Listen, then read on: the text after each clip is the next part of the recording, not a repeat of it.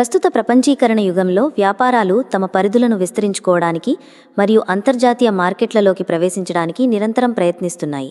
ఈ క్రమంలో వ్యాపారవేత్తలు, ఉద్యోగులు మరియు నిపుణులు ఇతర దేశాలకు ప్రయాణించాల్సిన అవసరం ఏర్పడుతుంది. ఇక్కడే గ్లోబల్ మొబిలిటీ బిజినెస్ వీసా కీలక పాత్ర పోషిస్తుంది. ఇది ఒక దేశ పౌరులు మరొక దేశానికి వ్యాపార ప్రయోజనాల కోసం స్వల్పకాలికంగా ప్రయాణించడానికి అనుమతించే ఒక అధికారిక పత్రం. ఈ వీసా సమావేశాల్లో పాల్గొనడం, ఒప్పందాలు కుదుర్చుకోవడం, శిక్షణా కార్యక్రమాలకు హాజరు కావడం మరియు కొత్త మార్కెట్ అవకాశాలను అన్వేషించడం వంటి అనేక కార్యకలాపాలకు మార్గం సుగమం చేస్తుంది. ఈ సమగ్ర కథనంలో మనం గ్లోబల్ మొబిలిటీ బిజినెస్ వీసా యొక్క వివిధ అంశాలను, దాని ప్రాముఖ్యతను, దరఖాస్తు ప్రక్రియను మరియు వివిధ దేశాల్లోని నిర్దిష్ట వీసా వర్గాలను వివరంగా చర్చిద్దాం. గ్లోబల్ మొబిలిటీ బిజినెస్ వీసా, దీనిని సాధారణంగా బిజినెస్ వీసా అని పిలుస్తారు. ఇది ఒక దేశం యొక్క ప్రభుత్వం చేత జారీ చేయబడిన నాన్ ఇమిగ్రెంట్ వీసా. ఇది విదేశీయులను తాత్కాలికంగా ఆ దేశంలోకి వ్యాపార సంబంధిత కార్యకలాపాల కోసం ప్రవేశించడానికి అనుమతిస్తుంది. ఈ వీసా కింద ప్రయాణికులు సాధారణంగా జీతం లేదా వేతనం తీసుకోకూడదు. అంటే వారు ఆ దేశంలోని స్థానిక కార్మిక మార్కెట్లో ప్రవేశించలేరు. వారి ప్రయాణానికి ప్రధాన ఉద్దేశం వారి మాతృదేశంలోని కంపెనీకి లేదా అంతర్జాతీయ సంస్థకు సంబంధించిన వ్యాపార కార్యకలాపాలను నిర్వహించడం.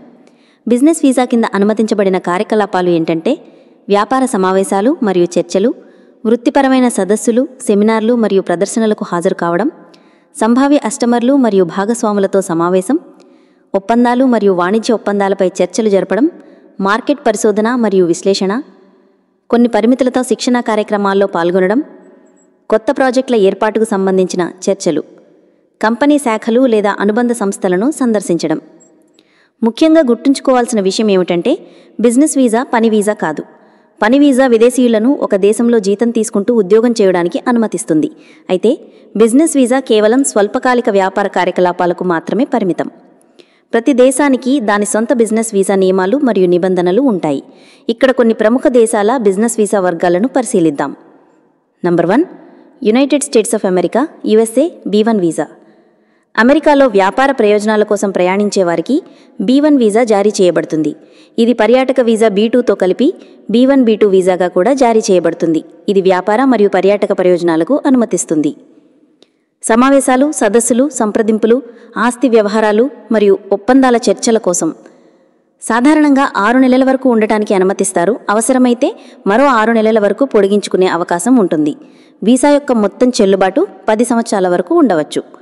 దరఖాస్తుదారుడు తన ప్రయాణానికి ఆర్థికంగా మద్దతు ఇవ్వగలడని, అమెరికాలో తాత్కాలికంగానే ఉండాలనే ఉద్దేశం ఉందని మరియు తన ప్రయాణం ముగిసిన తర్వాత స్వదేశానికి వెడతాడని నిరూపించుకోవాలి.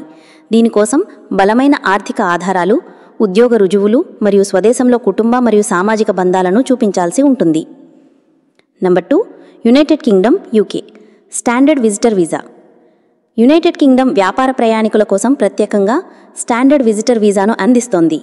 ఈ వీసా కింద పర్యాటకం, కుటుంబ సందర్శన మరియు స్వల్పకాలిక అధ్యయనంతో పాటు వ్యాపార కార్యకలాపాలను కూడా అనుమతిస్తారు. సాధారణ వ్యాపార సమావేశాలు, ఇంటర్వ్యూలకు హాజరు కావడం, సదస్సుల్లో మాట్లాడడం, సైట్ సందర్శనలు మరియు మార్కెట్ పరిశోధన వంటివి.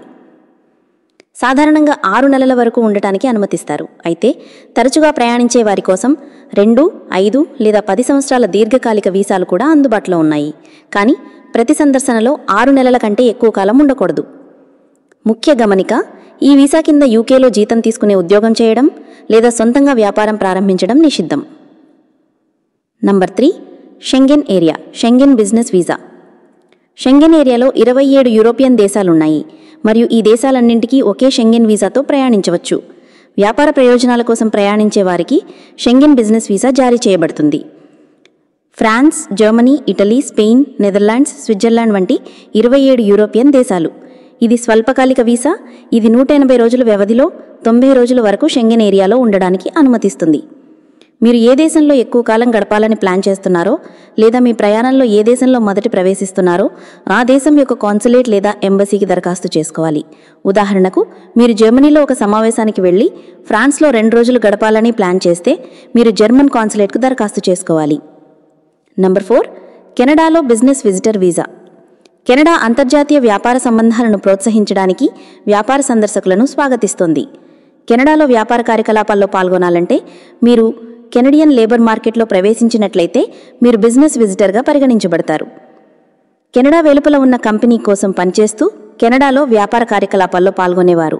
సమావేశాలు, వాణిజ్య ప్రదర్శనలు మరియు కెనడియన్ కంపెనీల నుండి శిక్షణ పొందడం వంటివి. దరఖాస్తుదారులకు సాధారణంగా విజిటర్ వీసా అవసరం. అయితే కొన్ని దేశాల పౌరులకు వీసా మినహాయింపు ఉంటుంది మరియు వారికి ఎలక్ట్రానిక్ ట్రావెల్ ఆథరైజేషన్ సరిపోతుంది. భారతీయ పౌరులకు విజిటర్ వీసా తప్పనిసరి. నంబర్ 5.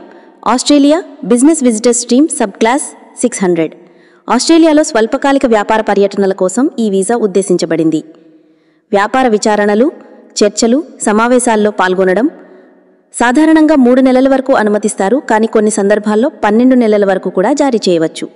ఈ వీసా కింద ఆస్ట్రేలియాలో పనిచేయడం లేదా వస్తువులు మరియు సేవలను నేరుగా ప్రజలకు అమ్మడం నిషిద్ధం.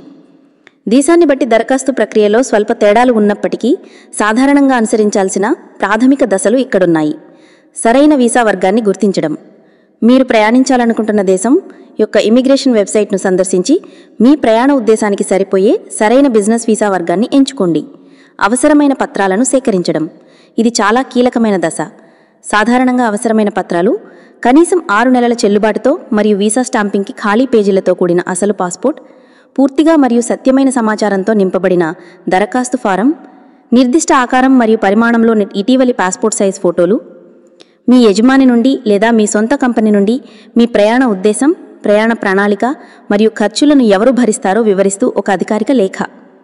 మీరు సందర్శించబోతున్న దేశంలోని కంపెనీ లేదా సంస్థ నుండి ఒక అధికారిక ఆహ్వాన లేఖ. ఈ లేఖలో సమావేశాల ఉద్దేశం, వ్యవధి మరియు మీ ప్రయాణానికి సంబంధించిన ఇతర వివరాలు ఉండాలి. మీ ప్రయాణ ఖర్చులను మీరు భరించగలరని నిరూపించడానికి గత 6 నెలల బ్యాంక్ స్టేట్మెంట్లు, ఆదాయపు పన్ను రిటర్న్లు మరియు జీతపు స్లిప్పులు చూపించాల్సి ఉంటుంది. ఉద్యోగ రుజువులు. మీరు చేస్తున్న కంపెనీ నుండి నో అబ్జెక్షన్ సర్టిఫికేట్ NOC, మీ పదవి, జీతం మరియు కంపెనీలో చేరిన తేదీని పేర్కొంటూ మీరు స్వయం ఉపాధి పొందుతున్నట్లయితే కంపెనీ రిజిస్ట్రేషన్ పత్రాలు, పన్ను పత్రాలు మరియు వ్యాపార బ్యాంక్ స్టేట్మెంట్లను సమర్పించాల్సి ఉంటుంది. ఫ్లైట్ బుకింగ్లు. ధృవీకరించిన టికెట్ల అవసరం లేదు, రిజర్వేషన్ సరిపోతుంది మరియు హోటల్ రిజర్వేషన్ల వివరాలు ఉండాలి. కొన్ని దేశాలకు, ముఖ్యంగా షెంగెన్ దేశాలకు వైద్య అత్యవసర పరిస్థితులను కవర్ చేసే ప్రయాణ బీమా తప్పనిసరి. ఆన్లైన్ దరఖాస్తు మరియు అపాయింట్మెంట్ బుకింగ్. చాలా దేశాలు ఇప్పుడు ఆన్లైన్ దరఖాస్తులను ప్రోత్సహిస్తున్నాయి. ఆన్లైన్లో ఫారం నింపి వీసా రుజుము చెల్లించి వీసా అప్లికేషన్ సెంటర్ VFS వంటి వాటిలో బయోమెట్రిక్స్, వేలిముద్రలు మరియు ఫోటోలు మరియు పత్రాల సమర్పణ కోసం అపాయింట్మెంట్ బుక్ చేసుకోవాలి. కొన్ని దేశాలు, ముఖ్యంగా యునైటెడ్ స్టేట్స్, వీసా ఇంటర్వ్యూను తప్పనిసరి చేస్తాయి. ఇంటర్వ్యూ సమయంలో కౌన్సిలర్ అధికారి మీ ప్రయాణ ఉద్దేశం, మీ ఆర్థిక పరిస్థితి మరియు మీరు స్వదేశానికి తిరిగి వస్తారని మీ ఉద్దేశాన్ని అంచనా వేస్తారు. ఇంటర్వ్యూకి ఆత్మవిశ్వాసంతో నిజాయితీగా సమాధానాలు ఇవ్వడం చాలా ముఖ్యం. వీసా ప్రక్రియ మరియు ప్రాసెసింగ్.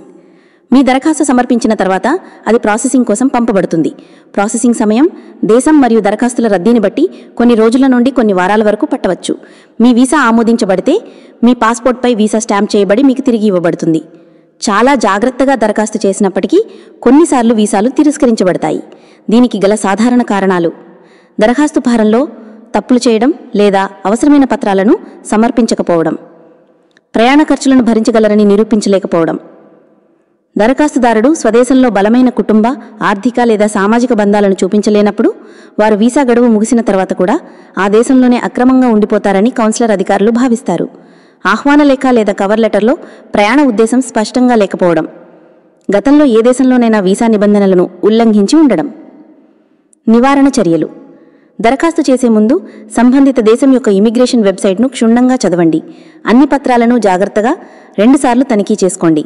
మీ ఆర్థిక పరిస్థితిని స్పష్టంగా చూపించడానికి అవసరమైన అన్ని పత్రాలను సిద్ధం చేసుకోండి. మీ ప్రయాణ ఉద్దేశాన్ని స్పష్టంగా మరియు నిజాయితీగా వివరించండి. ఇంటర్వ్యూకు ముందు బాగా సిద్ధమై అడిగిన ప్రశ్నలకు సూటిగా సమాధానాలు ఇవ్వండి. ముగింపు. గ్లోబల్ మొబిలిటీ బిజినెస్ వీసా అనేది అంతర్జాతీయ వ్యాపార ప్రపంచంలో ఒక అనివార్య సాధనం. ఇది కంపెనీలకు కొత్త మార్కెట్లలోకి ప్రవేశించడానికి, సంబంధాలను పెంచుకోవడానికి మరియు ప్రపంచ స్థాయిలో పోటీ పడడానికి అవకాశాలను కల్పిస్తుంది. అయితే వీసా దరఖాస్తు ప్రక్రియ సంక్లిష్టమైనది మరియు సవాలుగా ఉంటుంది. సరైన ప్రణాళిక, జాగ్రత్తగా పత్రాల సేకరణ మరియు నిజాయితీతో కూడిన విధానం ద్వారా మీరు విజయవంతంగా బిజినెస్ వీసాను పొందవచ్చు మరియు మీ అంతర్జాతీయ వ్యాపార లక్ష్యాలను సాధించడంలో ఒక ముఖ్యమైన అడుగు ముందుకు వేయవచ్చు. గుర్తుంచుకోండి, ప్రతి దేశం యొక్క నియమాలు విభిన్నంగా ఉంటాయి కాబట్టి మీ ప్రయాణానికి ముందు ఎల్లప్పుడూ తాజా సమాచారం కోసం అధికారిక వనరులను సంప్రదించడం చాలా ముఖ్యం.